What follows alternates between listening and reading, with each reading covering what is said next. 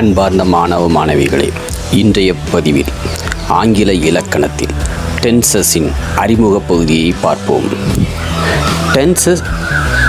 Tense refers to the time at which an action takes place. Almost every sentence we use to communicate with is tense bound. Hence, the study of tenses is very important. There are 3 tenses with 4 divisions each. Tense என்பது காலத்தை குறிக்கும் வினை சொல்லின் ஒரு அமைப்பு ஆகும்.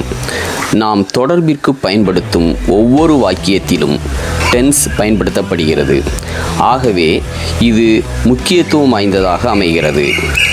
முக்கிய காலங்கள் 3 இருந்த போதிலும் அவை ஒவ்வொன்றும் 4 பிரிவுகளை கொண்டுள்ளன. எனவே மொத்தம் 12 காலங்கள் உள்ளன. 1. Simple present tense. 2. Present continuous tense. 3. Present perfect tense. 4. Present perfect continuous tense. 5. Simple past tense. 6. Past continuous tense. 7. Past perfect tense. 8. Past perfect continuous tense. 9. Simple future tense. 10.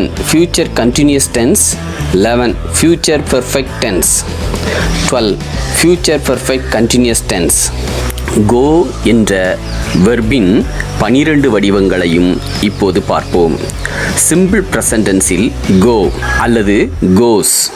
Present continuous டென்ஸில் am, is, are, going. Present perfect டென்ஸில் have, has, gone. Present perfect continuous டென்ஸில் have, has, been, going. Past simple past டென்ஸில் went. Past continuous டென்ஸில் was அல்லது were, going. Past perfect டென்ஸில் had gone. Past perfect continuous டென்ஸில் had been, going. Future tense simple future டென்ஸில் will அல்லது shall go. Future continuous tense will அல்லது shall be going. Future perfect டென்ஸில் will அல்லது shall have gone. Future perfect continuous டென்ஸில் will அல்லது shall have been, going. இங்கு third person singular present டென்ஸில் வரும்பொழுது goes பயன்படுத்துகிறோம். அதேபோல் ப்ரெசன்ட் பெர்ஃபெக்ட் டென்ஸில் ஹேஸும் ப்ரெசன்ட் பெர்ஃபெக்ட் கண்டினியூஸ் டென்ஸில் ஹேஸும் பயன்படுத்துகிறோம். மற்றவற்றிற்கு have பயன்படுத்துகிறோம். இதே போன்று ப்ளூரலுக்கு ஆர் வேர் பயன்படுத்துகிறோம். சிங்குலருக்கு am, is, பாஸ்ட் டென்ஸில் was பயன்படுத்துகிறோம். சிம்பிள் ப்ரெசன்ட் டென்ஸ் பற்றி பார்ப்போம். இவற்றில் முதலில் நாம் நினைவு கூறத்தக்கன points to remember. Simple present டென்ஸில் தேர்ட் பர்சன் சிங்குலர் ஆனது சப்ஜெக்டாக வரும்பொழுது முக்கிய வினைச்சொல்லின் ரூட் வெர்புடன் எஸ், இஎஸ் அல்லது ஐஇஎஸ் சேர்க்க வேண்டும். ஹீ, ஷீ, இட் ஆகியவை தேர்ட் பர்சன் சிங்குலர் ஆகும்.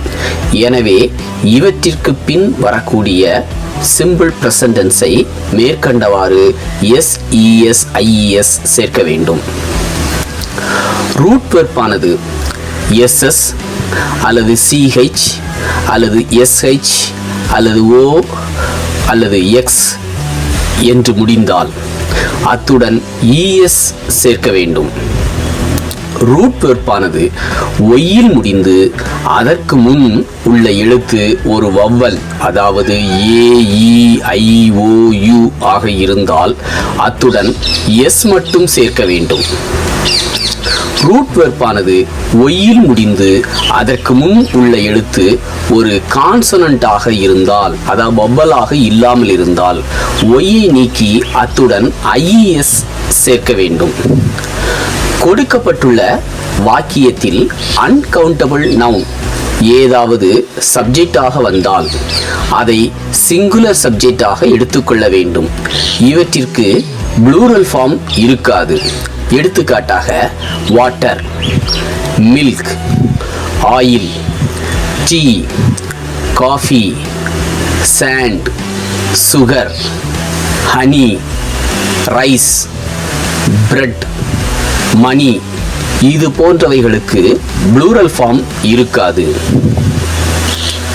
பி வெர்பின் பல்வேறு வடிவங்களை முதலில் அறிந்து கொள்வோம். சிங்குலர் பிரசன்ட் ஃபார்மாக இருந்தால் am அல்லது is. I என்ற ப்ரோனவுனுக்கு amம் மற்றவற்றிற்கு isம். பாஸ்ட் ஃபார்ம் சிங்குலருக்கு was.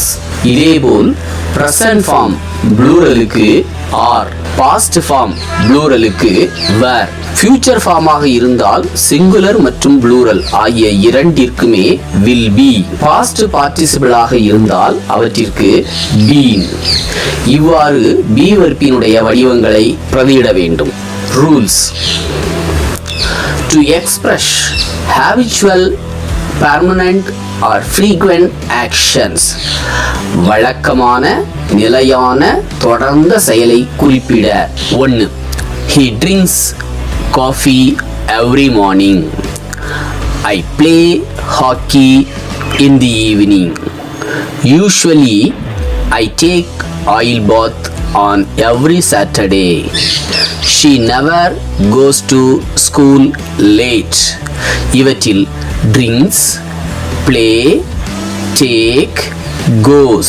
இங்கு drinks மற்றும் goes third person singular he she வந்திருப்பதால் s சேர்த்தும் மற்றவற்றிற்கு I play, I take என்று s சேர்க்காமலும் பிரதியிட்டுள்ளோம்.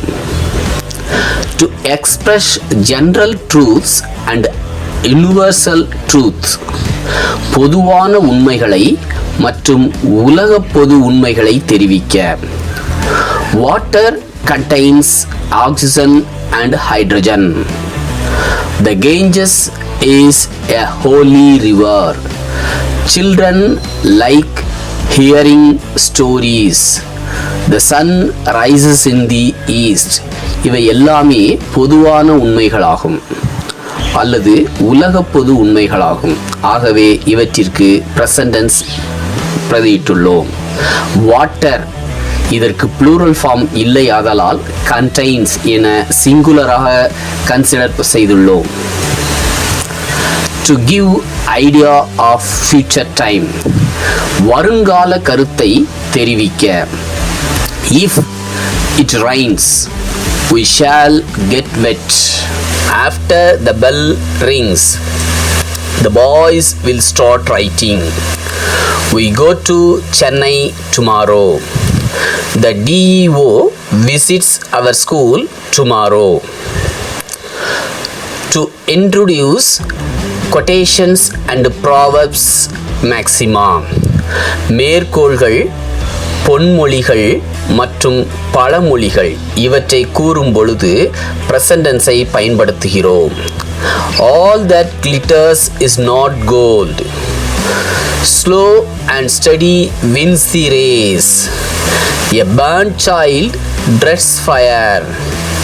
Keats says, a thing of beauty is a joy forever.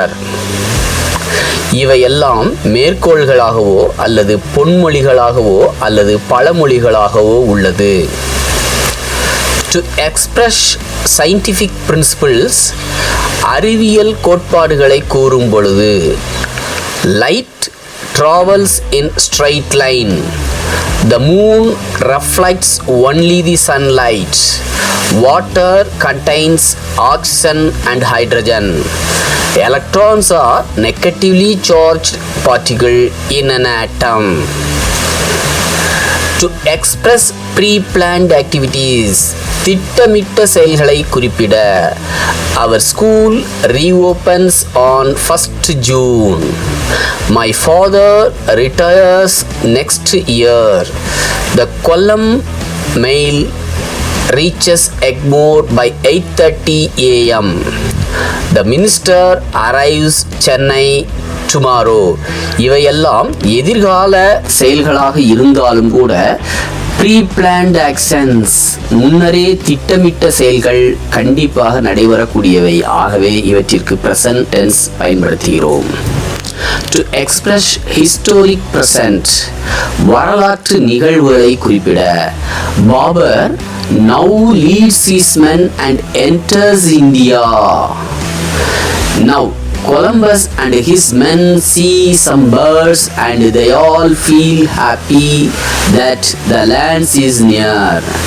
Now King Boris leads his army and attacks Alexander.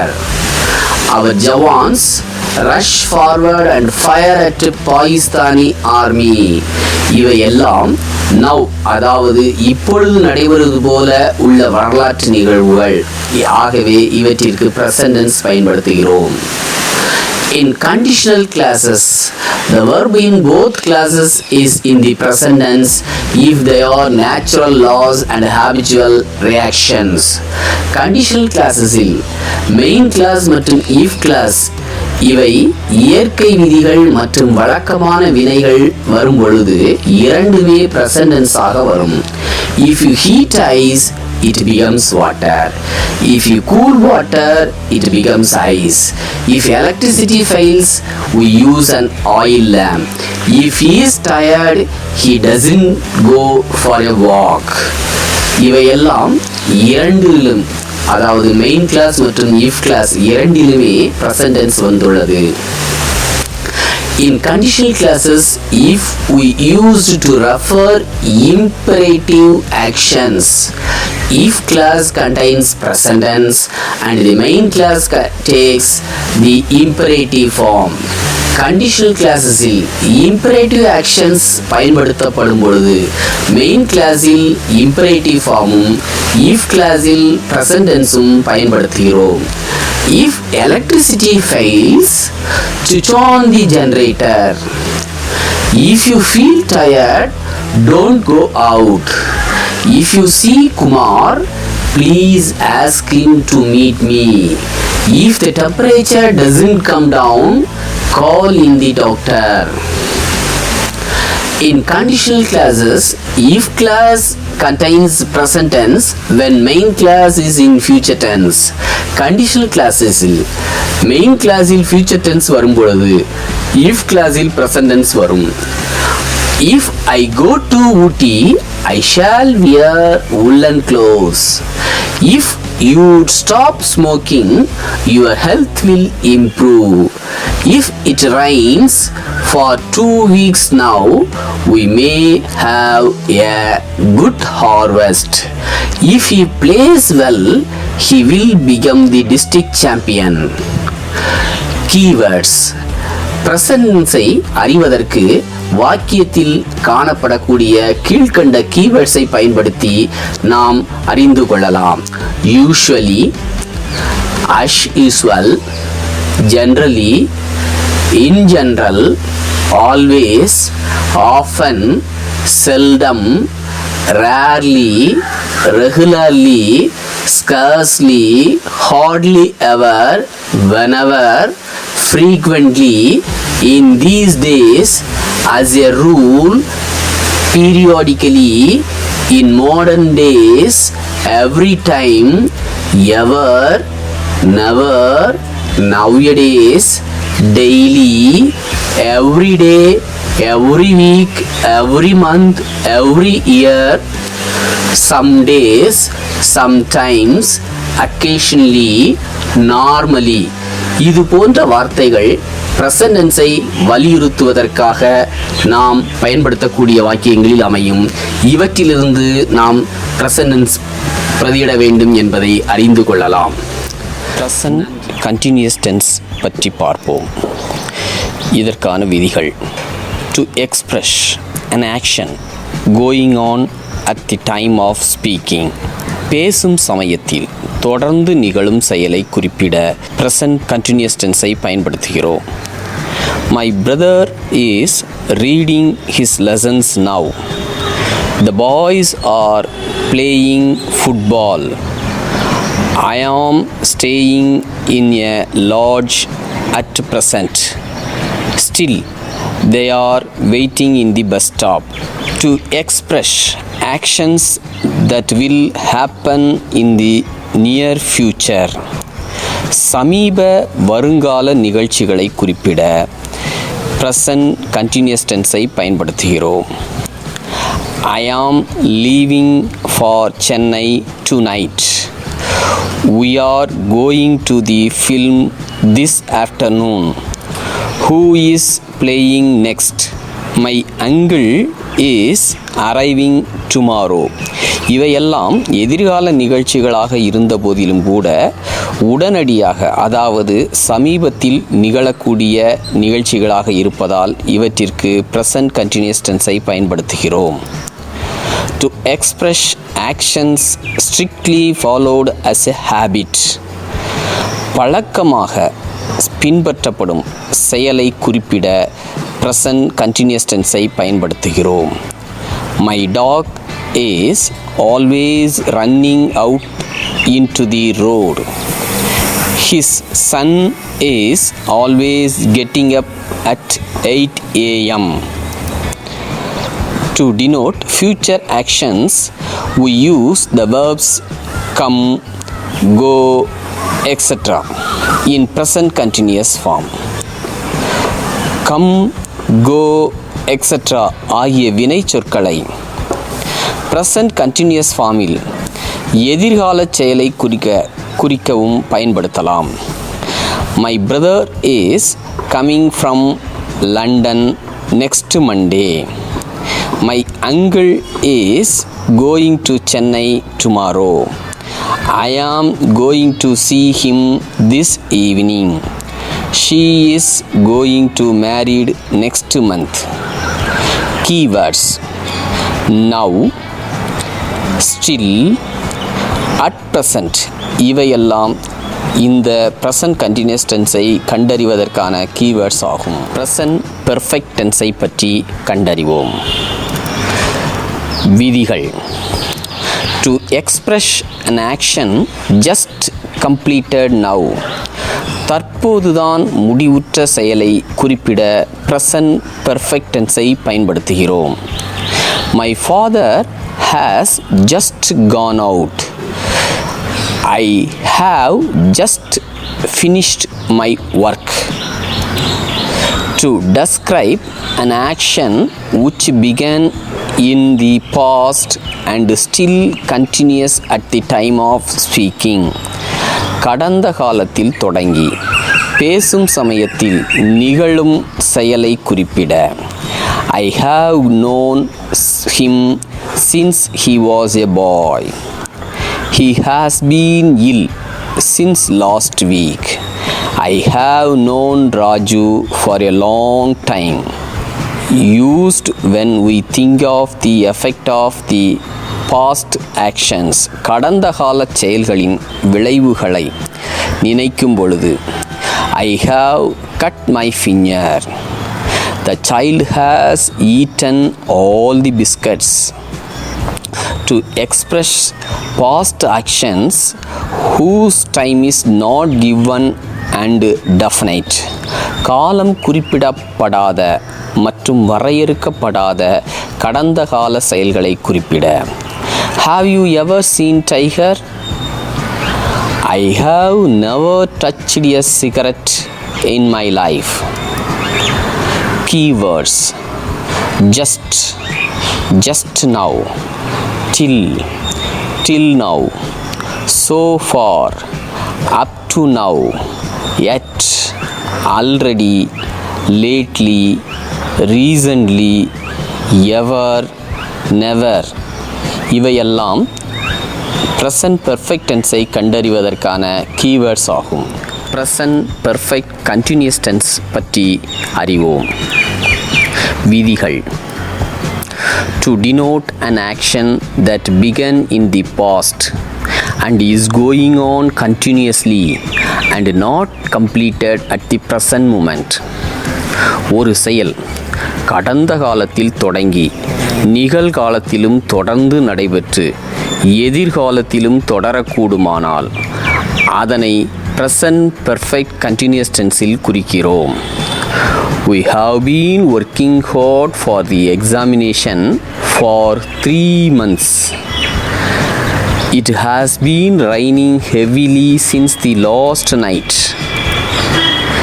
Keywords: since, from a point in the past till now, for, length of time till now. இவையெல்லாம் present perfect continuous tense-ஐ கண்டறிவதற்கான keywords ஆகும். Simple past tense பற்றி அறிவோம். விதிகள்: to describe what happened in the past. கடந்த காலத்தில் நிகழ்ந்ததை விளக்குவதற்காக simple past டென்ஸை பயன்படுத்துகிறோம். My uncle came yesterday. He left for England last year. To denote a habitual action in the past. கடந்த கால பழக்கச் செயல்களை குறிப்பிட பயன்படுத்துகிறோம். He studied many hours every day. The old man always took his dog with him. Keywords: yesterday, last week, one day, then, last month, last year, once, ago, in olden days, in those days, etc. இவையெல்லாம் keywords ஆகும். Past continuous tense பற்றி அறிவோம். விதிகள்: to denote an action that has going on at some time in past and was not finished. கடந்த காலத்தில் நடந்து கொண்டிருந்த முடிவடையாத செயலை குறிப்பிட. When I saw him, he was working in the garden. It was getting darker. To denote stubborn habitual action in the past. கடந்த காலத்தில் விடாது தொடர்ந்து நடைபெற்ற பழக்கச் செயலை குறிப்பிட past continuous tense-ஐ பயன்படுத்துகிறோம். He was always grumbling.